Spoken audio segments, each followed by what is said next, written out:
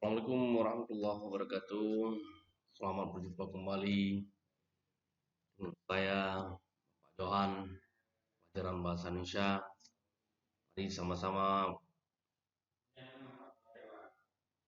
kesempatan ini kita berbagi informasi, berbagi pengetahuan. Semoga bermanfaat kita semua, bermanfaat untuk adik-adik, murid-murid Bapak dimanapun Anda berada. Pada pagi hari ini,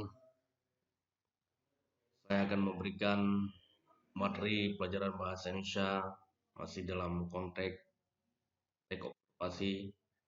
Namun ini pada akhir adalah merevisi isi teks laporan hasil observasi berdasarkan interpretasi.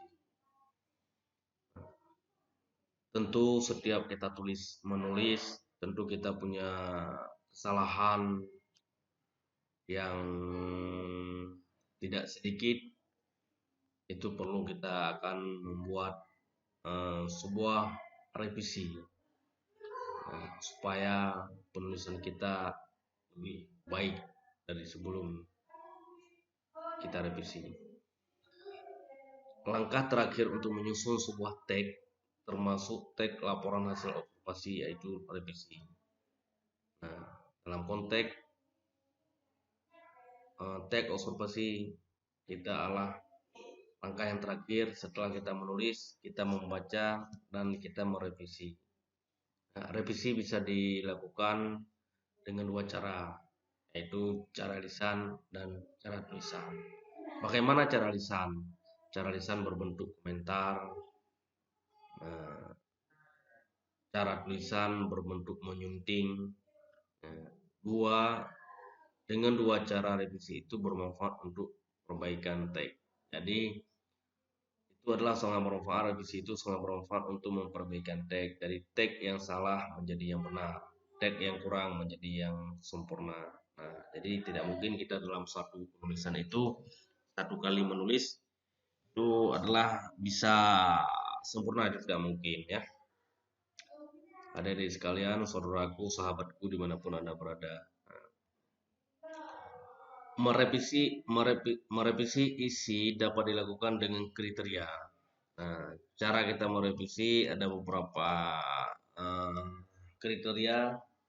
Yang pertama, teks harus dibenahi agar lengkap strukturnya. Lalu kemudian kaidah harus ditelaah apakah sudah lengkap atau belum. Nah, itu cara. Kemudian jika sudah, tentu dapat ditetapkan menjadi laporan hasil observasi yang standar.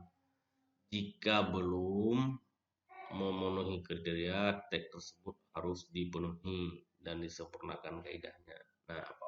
Nah, ini yang dapat kita, ini revisi yang kita dapat lakukan ada 3 hal secara umum. Yang pertama kita lihat teks strukturnya, kemudian kaidah bahasanya, kaidahnya kita telah secara tepat.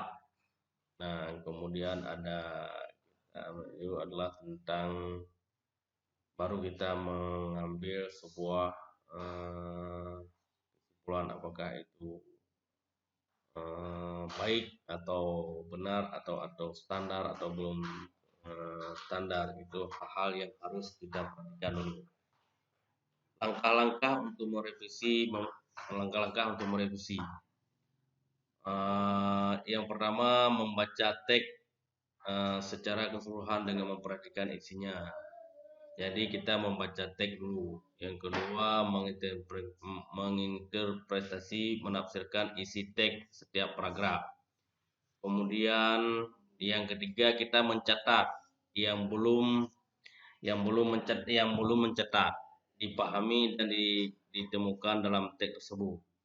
Nah, 4, menentukan jenis revisi, apakah lisan atau tulisan. Yang kelima, kriteria yang digunakan dalam merevisi, dengan lisan atau tulisan. Nah, itu kita tentukan dulu. Yang keenam, menulis bagian-bagian revisi. Kita tulis. Nah, apa yang harus kita revisi? Ketujuh, merevisi sesuai dengan tingkat kesalahan. Nah, tentu itu kita melihat sejauh mana kesalahan dan di mana. Ke-8, direvisi dilakukan terutama untuk isi dan format laporan. Jadi harus sesuai. Jangan format laporan teks observasi kita menentukan format teks sejarah itu salah. Maka kita harus lihat. Nah, ke-8 langkah-langkah itu mungkin menjadi referensi dan pengetahuan bagi adik-adik sekalian. Dan sahabatku, saudaraku dimanapun Anda berada. Oke, terima kasih. Semoga selalu berbadan sehat dan dapat mendapat ridha Allah. Bila itu beda ya. Assalamualaikum warahmatullahi wabarakatuh.